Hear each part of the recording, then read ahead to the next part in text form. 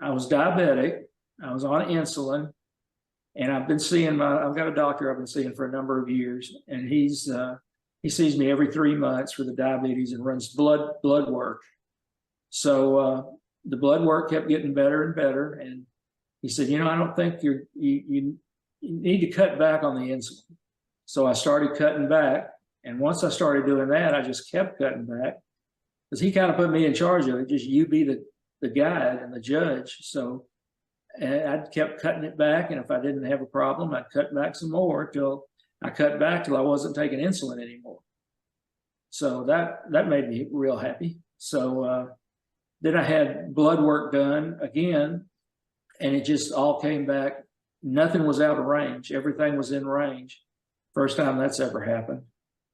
So I had also, prior to going on the patches, I had gotten real short of breath one night, and I went to the ER, and I stayed there 4 days, and not in the ER, but they admitted me, and they said, you've got acute on chronic congestive heart failure. Well, why wouldn't I? I've got everything else. So they put me on oxygen 24/7. I didn't like that at all because I had to carry the tubes around the tanks and all that. So that's about the time I started the patches. That would have been about May, I think. And around here, it's pretty hard to get in to see a doctor. You're looking at 3 to 5 months to get an appointment. So I kept waiting. They made me some follow-up appointments, but one doctor did go ahead and order a bunch of heart tests. I did a stress test and several other things. And while I was waiting to do that, I'm taking the patches all along. Finally, the day comes to do a follow-up with the heart doctor. And she said, well, have you seen your results? And I said, well, I saw them on my chart, but I don't know what they mean. She said, well, I'll tell you, they're really good.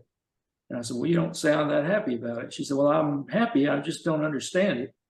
But your blood work's excellent. I mean, your heart test turned out excellent. So I said, do I have to take this oxygen anymore?